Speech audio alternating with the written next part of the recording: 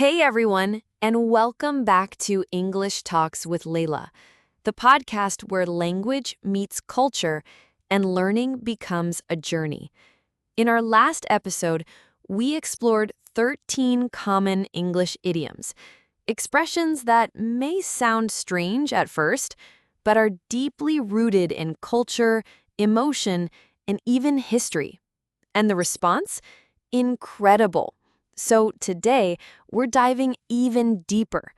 In this episode, we'll explore even more fascinating idioms, the kind you hear all the time in series, movies, and real conversations, but probably never stopped to ask, where does that come from? What does it really mean? From theatrical traditions and ancient superstitions to Hollywood slang and military origins, these idioms carry surprising stories that go beyond the words themselves. So, whether you're learning English, teaching it, or just obsessed with how people express themselves, you're in the right place. Stay with me until the end, because once you know the story behind the phrase, you'll never forget it again. Let's begin. Idiom 1. Break a leg. If you tell someone to break a leg, it means you're telling them good luck or do your best. It's usually said before someone performs on stage, takes a test, or does something important. It's a way to wish them success. This idiom is very old and comes from the theater world. There are a few interesting theories about its origin. Theory: superstition. This is the most popular idea. Actors are very superstitious, meaning they believe in good and bad luck related to certain actions. For a long time, it was considered bad luck to say good luck directly before a performance. So, actors would say the opposite, break a leg, hoping to trick bad spirits or bad luck. It's like saying something bad to make something good happen. Theory: bowing or curtsy. Another idea is that it refers to bending your leg for a bow for men or a curtsy for women at the end of a successful performance. If you perform well, you'll break a leg by bowing many times because the audience wants to see you again. Theory: breaking a line. Some say it comes from the idea of breaking a leg line, meaning to cross a specific line on the stage. If an actor crosses this line, they are considered to be on stage and part of the performance. If you break a leg, you are successfully performing. Theory: historical reference to legs of a stage.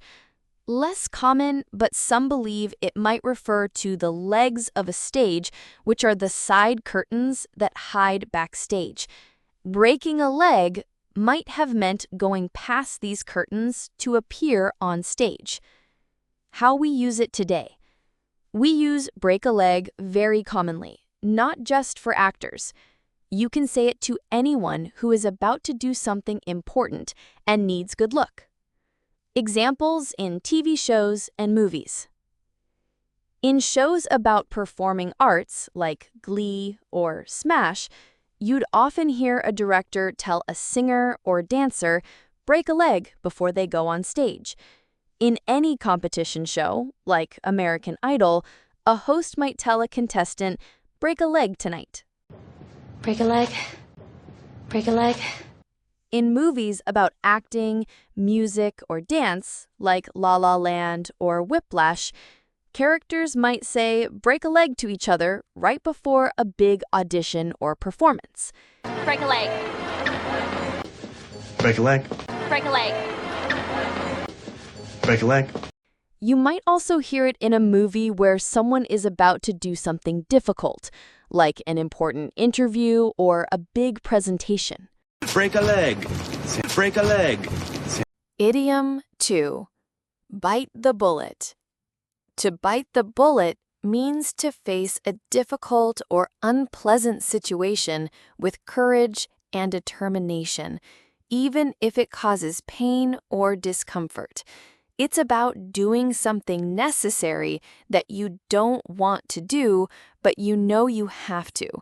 This idiom is believed to come from military and medical practices in the past, especially before modern anesthesia, drugs to numb pain. The most common theory is that during battles in the olden days, if a soldier was wounded and needed a quick surgery, like removing a bullet, they would be given a lead bullet to bite down on. This was done to help them deal with the extreme pain and stop them from screaming or biting their tongue during the painful procedure. Biting the hard bullet provided something to focus on and prevented injury to the tongue. Some people think it's a more general idea of having to endure something unpleasant, like a dog biting on a bullet if it's trapped or hurt. We use bite the bullet when someone has to endure something tough, uncomfortable, or painful that can't be avoided. It shows resilience and courage. Examples in TV shows and movies.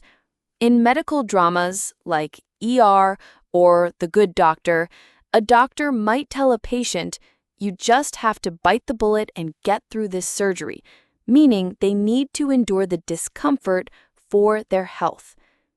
I guess I'll have to bite the bullet. I guess I'll have to bite the bullet. In shows about tough jobs like Yellowstone or Breaking Bad, characters often have to bite the bullet and do something illegal or morally questionable to survive or achieve their goals. In war movies like Saving Private Ryan, soldiers constantly have to bite the bullet and face terrifying situations, enduring fear and pain. In any drama where a character has to make a difficult decision, like paying a large debt or facing a hard truth, they might say, "Well, I guess I just have to bite the bullet and deal with it." Bite the bullet. Bite the bullet. Go. Bite the bullet. Go on the dance. Go. Bite the bullet. Go on the dance. Idiom 3. Let's call it a day. Let's call it a day means let's stop working for today, or let's finish what we're doing and go home or rest. It signals the end of work or an activity for that particular day. This idiom likely comes from the world of work and labor, and its origins are quite straightforward. There are a few interesting theories about its origin. Theory 1. Daily wages or work units. The phrase developed from the idea of a day's work or day's wages. When you had completed enough work for that day, or when your paid workday was over, you would literally call or declare that the day of work was finished. It's about marking the completion of a period of labor. Theory 2. Sailor's term. Some sources suggest it might have roots in old nautical or sailing terms, where a day was a specific period of work or a watch. When that period was over, they'd call it finished. Theory 3. General use. It's a very natural and common phrase that simply reflects the idea of ending a period of activity that is measured in days. It has been commonly used for at least a century or more. How we use it today. It's a very common and friendly way to suggest ending work or an activity. It's used in offices, homes, and any place where people are working on something together or individually. Examples in TV shows and movies. In any workplace comedy like Parks and Recreation or The Office, a boss or coworker might say, "All right, team, it's getting late, let's call it a day." In police procedural shows like NCIS or CSI, detectives working on a case might say, "We've got nothing new tonight. Let's call it a day and pick it up tomorrow." In movies about people working on a big project like Argo or The Martian, a team leader might declare, "We've made good progress. Let's call it a day," signaling everyone to stop and rest. You'll also hear it in everyday life situations in movies, like friends finishing a long day of moving furniture or studying. Okay, let's call it a day. Okay, let's call it a day. Let's call it a day, guys. Let's call it a day, guys. Well, let's call it a day. Well, let's call it a day. Idiom 4. In the same boat. When people are in the same boat, it means they are all facing the same difficult situation or problem. Imagine a group of friends who all lose their jobs at the same time. They are all in the same boat because they share the same tough challenge. This idiom comes from the sea, from boats and ships. For hundreds of years, people have used this phrase. If you are on a boat with other people and the boat is in danger, maybe there's a storm or a hole, then everyone on that boat is in the same danger. Their lives depend on the same thing. This is a very old and literal idea. How we use it today. It's a very common phrase in daily conversations. We use it to show support for others or to point out that a group of people has the same issue. It helps people feel like they are not alone. Examples in TV shows and movies. In shows like Friends, you might hear Ross, Rachel, or Monica say, "We're all in the same boat," when they're all struggling with similar relationship problems or money issues. In The Office, the people who work at Dunder Mifflin often find themselves in strange or difficult situations because of their boss, Michael Scott. They might sigh and say, "Well, we're all in the same boat now," as they try to deal with his latest strange idea. Think of the movie Titanic. Everyone on that ship, rich or poor, was literally in the same boat, facing the same terrible end. In the movie Apollo 13, the astronauts stuck in space and the team on Earth trying to help them are clearly in the same boat, working together against a huge problem to bring the crew home safely. We're not in the same boat. We're not in the same boat. But we're all in the same boat. Teamwork. But we're all in the same boat. Teamwork. Two. Same boat, two sons. Two. Same boat, two sons. Idiom 5. Throw in the towel. To throw in the towel means to give up, to say you are defeated and will not try anymore. This idiom comes directly from the sport of boxing. In a boxing match, if a boxer is too tired, hurt, or simply cannot continue fighting, their coach, or cornerman, will throw a towel into the boxing ring. This is a signal to the referee that the boxer is quitting the fight. It's a very clear sign of defeat. This tradition has been around for a long time. How we use it today. We use this phrase often, not just for sports. It's used for any situation where someone decides to stop trying to do something difficult. This could be a challenging project at work, a personal struggle, or any kind of competition. It means they've tried everything they can, and now they're quitting. Examples in TV shows and movies. In the show Breaking Bad, Walter White often faces huge problems where he almost throws in the towel, but usually his strong will makes him keep fighting. In a legal show like Suits, a lawyer might say, "I'm not ready to throw in the towel on this case," even when it looks like they might lose. Of course, you'll hear this phrase a lot in boxing movies, like Rocky or $1 Million Baby, often at a very dramatic moment. In Jerry Maguire, Jerry's career seems to be falling apart, and he's close to throwing in the towel before he decides to follow his own path with just one client, which changes his life. We are not going to throw in the towel. We are not going to throw in the towel. I know when to throw in the towel. I know when to throw in the towel. Ice to step in and he's throwing across the ring. Throw the towel! Throw the towel! Ice to step in and he's throwing across the ring. Throw the towel! Throw the towel! Idiom 6. To burn the midnight oil. To burn the midnight oil means to work or study very hard late into the night. It means staying up past normal bedtime to get things done. This idiom is very old and very literal. Before electricity was invented, people used lamps that burned oil for light. If someone worked or studied very late, long after the sun went down and into the early morning hours, they would be using a lot of oil in their lamps. They were literally burning the oil through the night. It shows how much effort and time they put in. How we use it today. We use this phrase to talk about hard work, especially when it involves staying up late. It's common for students studying for exams, people working on big projects, or anyone trying to finish something important. It suggests dedication and sacrifice of sleep. Examples in TV shows and movies. In medical shows like Grey's Anatomy, the doctors who are just starting out, interns and residents, are always burning the midnight oil, studying for tests, preparing for long surgeries, or finishing paperwork.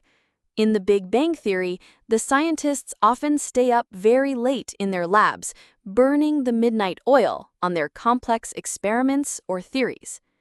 In the movie The Social Network, Mark Zuckerberg and his friends are shown burning the midnight oil in college dorm rooms and small offices to create Facebook. In many movies about college, like Legally Blonde, the main character, Elle Woods, burns the midnight oil to pass her difficult law school exams, showing how smart and determined she is. Just burning a little midnight oil. Just burning a little midnight oil. Burning the midnight oil?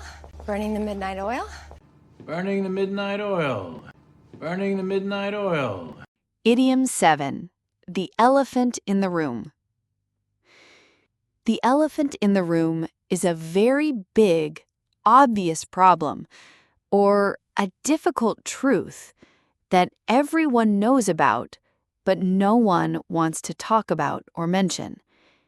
It's something that is impossible to ignore, but people choose to.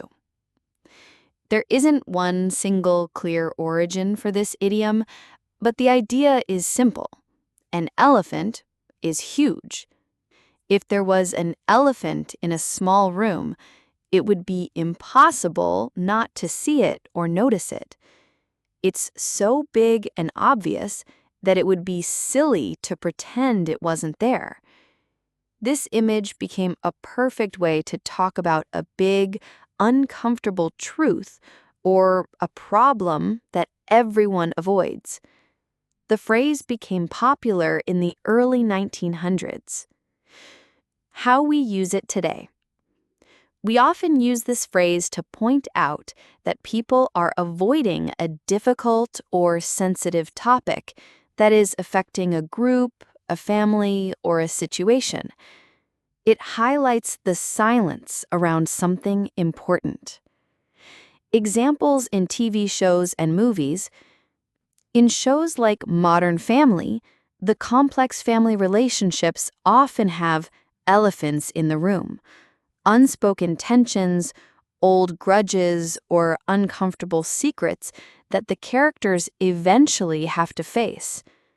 In Succession, the power fights and deep family problems among the Roy family are constantly the elephant in the room, with characters often talking around serious issues instead of directly addressing them. August Osage County is a great example. It's a movie about a very troubled family where many elephants in the room, secrets, drug problems, betrayals, slowly come out into the open during a family crisis. In American Beauty, the seemingly perfect lives of the people in the suburbs hide many elephants in the room, unfulfilled desires, unhappy marriages, and deep personal crises, which are slowly revealed throughout the story. Address the elephant in the room, no? Address the elephant in the room, no? There's another elephant in the room. There's another elephant in the room. The elephant in the room. Right. The elephant in the room. Right. Idiom 8. Once in a blue moon. If something happens once in a blue moon, it means it happens very, very rarely, almost never. This idiom is linked to a rare event in the sky called a blue moon. There are a few interesting theories about its origin. Theory 1, most common. A blue moon usually refers to the second full moon that appears within a single calendar month. This doesn't happen very often, as most months only have one full moon. Theory 2, or the older definition. In some older traditions, a blue moon was the third full moon in a season that had 4 full moons. Seasons usually only have 3. Theory 3, or the literal color. Very, very rarely, the moon can actually appear blue because of dust or smoke in the atmosphere, for example, after a big volcanic eruption. All these ideas point to something that happens with extreme infrequency. How we use it today. We use this phrase often to exaggerate how rarely something happens, sometimes in a funny way. Examples in TV shows and movies. In The Simpsons, Homer might joke that he helps with chores around the house once in a blue moon. In Seinfeld, you might hear the characters talk about something that happens extremely rarely by saying it occurs once in a blue moon, often about everyday things that are surprisingly uncommon. In fantasy or science fiction movies, might use this phrase to describe a magical event or a rare alignment of planets that happens only once in a blue moon. In romantic comedies, a character might complain that a truly perfect chance at love comes along once in a blue moon, adding to the drama or humor of their dating life. This is a once-in-a-blue-moon type of situation, I'd say. This is a once-in-a-blue-moon type of situation, I'd say. Okay, maybe I do get saucy once in a blue moon. Okay, maybe I do get saucy once in a blue moon. Okay, once in a blue moon. Okay, once in a blue moon. Idiom 9. Hit the sack. To hit the sack simply means to go to bed, to go to sleep. This idiom started in America in the early 1900s. The word sack here refers to a bag or a mattress that was filled with straw or other materials, which was a common type of bed a long time ago. The phrase paints a picture of someone being so tired they just hit or collapse onto their bed. How we use it today? It's a very informal and common way to say you're going to sleep. It often suggests you're tired and ready for rest. Examples in TV shows and movies. In almost any comedy show like Friends or How I Met Your Mother, characters often say, "I'm exhausted. I'm going to hit the sack," after a long day or night out. In crime shows, a tired police detective after a long shift might tell their partner, "Time to hit the sack. We'll continue this tomorrow." In movies about soldiers or adventurers, people who have had a very tiring day often say, "Let's hit the sack," meaning it's time to stop and rest. It's also a common phrase in movies for teenagers, used by characters at the end of a party or a long school day. I gotta hit the sack. I gotta hit the sack. You ready to hit the sack? You ready to hit the sack? Let's hit the sack. Let's hit the sack. Idiom 10. Throw someone under the bus. To throw someone under the bus means to betray another person, especially to save yourself or to get an advantage. It means you sacrifice someone else for your own benefit. This idiom is quite new, becoming popular in the middle of the 20th century, the 1900s, especially in the United Kingdom. The image is very strong. It suggests pushing someone directly into the path of an oncoming bus so they get hurt. This means it's a selfish and planned act of hurting someone else to protect yourself or get ahead. How we use it today? It's used very often when talking about politics, business, and personal relationships to describe an act of being disloyal or making someone else take the blame. Examples in TV shows and movies. In Game of Thrones, characters constantly throw others under the bus, and sometimes literally, given the show's violent nature, to gain power. Frank Underwood in House of Cards is a master at using people and then throwing them under the bus to achieve his political goals, showing his clever but cruel ways. Spy movies or political thrillers often show characters who throw someone under the bus to protect a secret operation, keep their identity hidden, or save their own reputation. In The Wolf of Wall Street, the characters often betray each other, throwing others under the bus to avoid going to jail or to get more money from their illegal activities. You mean throw them under the bus? You mean throw them under the bus? Then not throw each other under the bus. Then not throw each other under the bus. Throwing your husband under the bus. Throwing your husband under the bus. Idiom 11. Cut to the chase. To cut to the chase means to get straight to the main point, to skip all the long introductions or unnecessary details. This idiom comes from the early movie industry in the early 1900s, especially from silent films. Many old movies, especially action films, would end with an exciting chase scene where people were running or cars were speeding. If a movie or a scene was too long and boring, producers or directors might tell the editor to cut to the chase, meaning go directly to the exciting part, the action, without wasting time. How we use it today. It's a very common phrase in everyday talks and also in professional settings when people want to communicate quickly and efficiently. It's a way to politely, or sometimes impatiently, ask someone to get to what's important. Examples in TV shows and movies. In shows like Law and Order, police detectives often tell witnesses to cut to the chase when they are giving too many unimportant details about a crime. In Sherlock, Sherlock Holmes himself often demands that people cut to the chase when explaining a case, because he wants facts and doesn't like unnecessary talk. In action or mystery movies, characters who are in a hurry often say, "Just cut to the chase," when time is short. In movies about business or legal dramas, an impatient boss or lawyer might use this phrase to get important information quickly from an employee or a person giving testimony.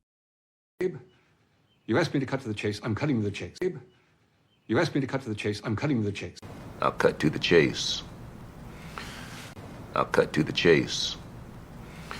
Cut to the chase, cut to the chase, cut to the chase, cut to the chase. Idiom 12. The last straw. The last straw is the final small problem or annoyance in a long series of problems that finally makes someone lose their patience, get very angry, or give up. It's the one small thing that pushes them over the edge. This idiom is a shorter version of a much older saying, the straw that broke the camel's back. Imagine a camel being loaded with many, many pieces of straw. Each piece adds weight. Then, one single tiny piece of straw is added, which, even though it's small by itself, is just enough to make the camel's back break because of all the weight already on it. How we use it today? We use this phrase very often to describe the breaking point after many frustrations, annoyances, or difficulties have built up over time. Examples in TV shows and movies. In Friends, you might hear Rachel or Monica say that something Joey or Chandler did was the last straw after they've been annoyed by many of their strange habits.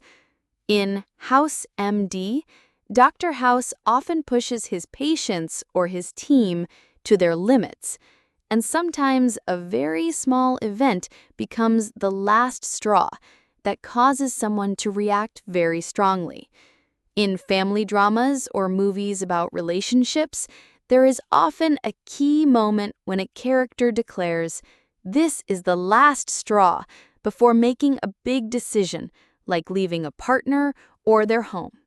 In comedy movies, a very frustrated character might reach the last straw and then explode in a funny way because of many small irritations.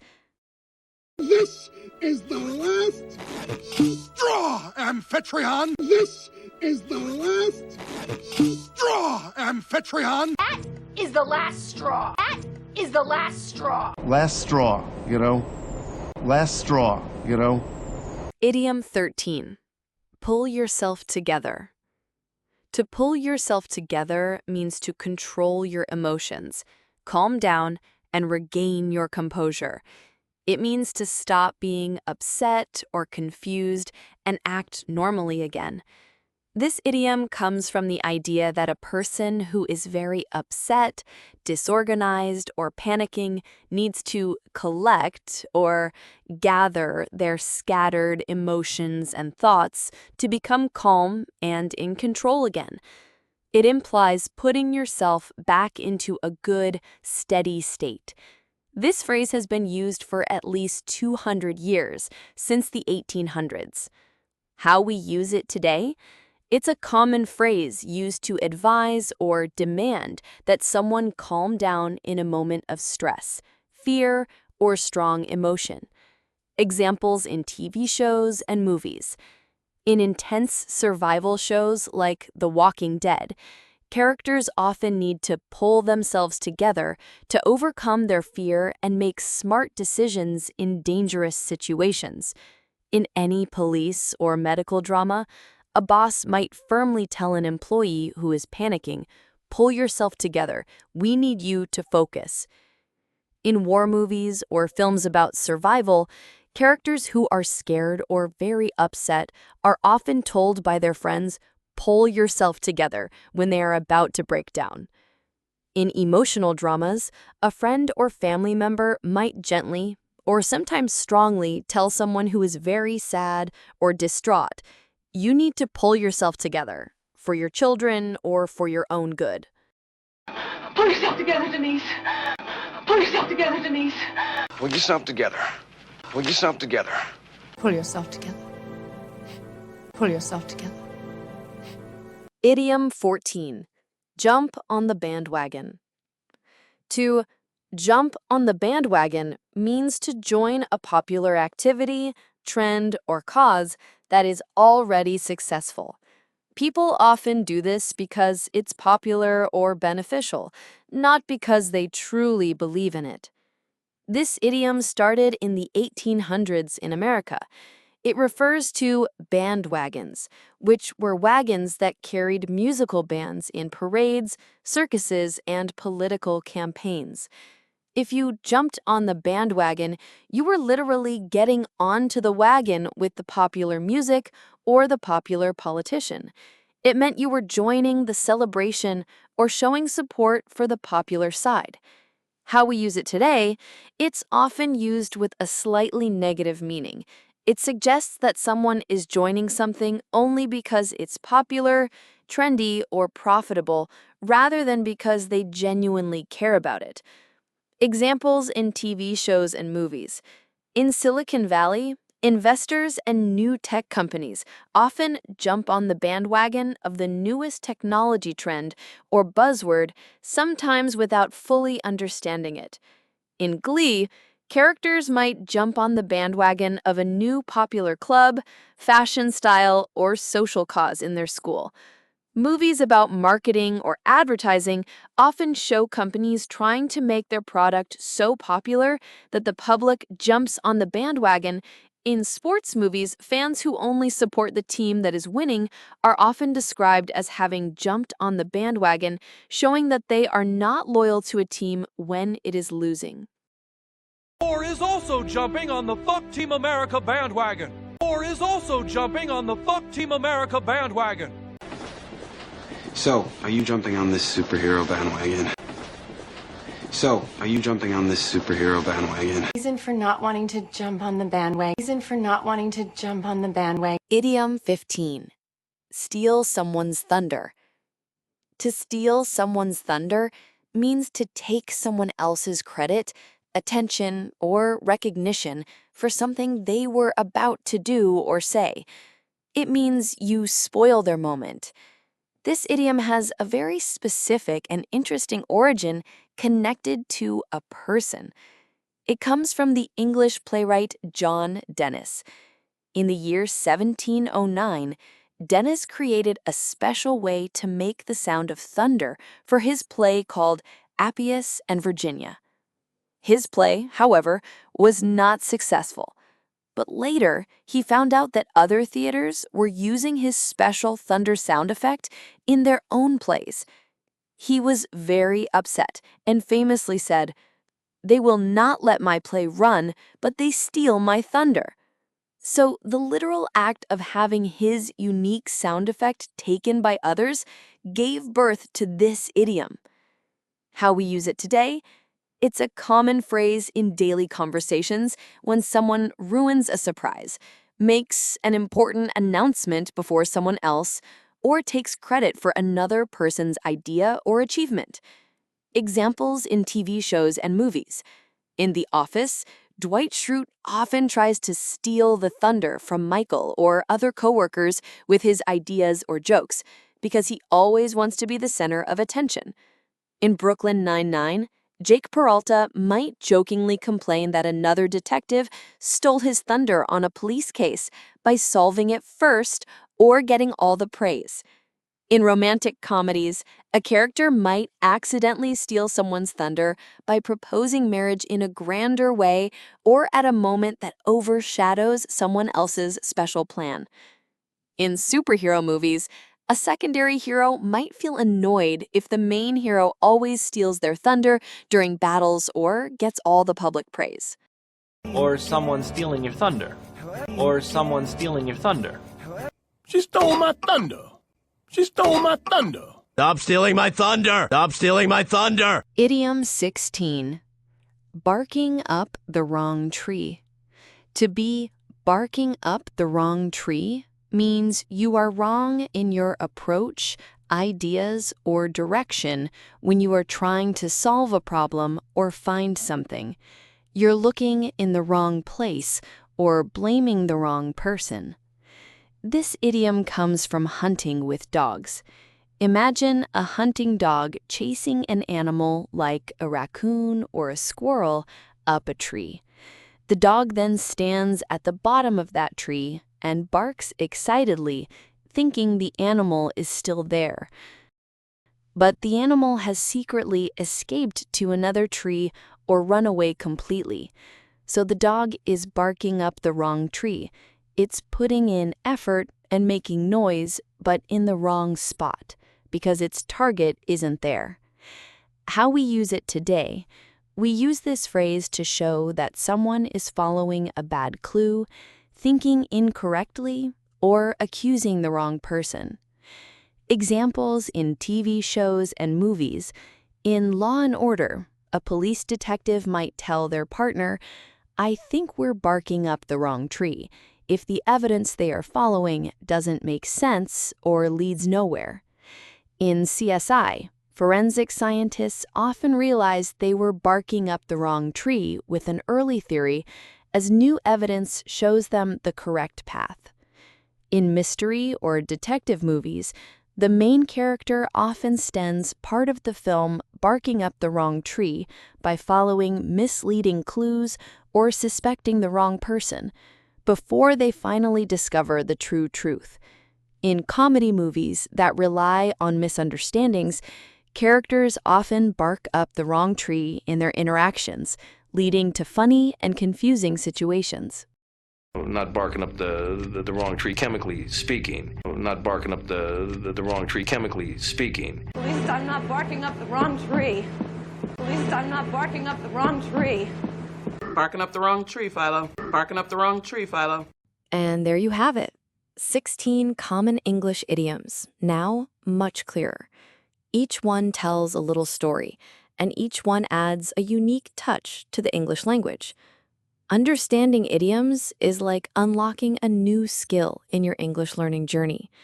They don't just help you understand native speakers better, they also help you sound more natural and confident when you speak. So don't be afraid to try using them in your own conversations. Start small. Try using 1 or 2 of these new idioms this week and see how they feel. And that's all for this episode. I hope you had as much fun learning about these idioms as I did sharing them with you. Do you have a favorite idiom or one that you find really confusing? Let me know. Thanks again for tuning in to English Talks with Leyla. Subscribe for more episodes where we blend culture, communication, and real English. Next time, we'll explore some idioms from British English that may surprise you. Until then, don't forget to break a leg in life. Figuratively, of course. Let's call it a day.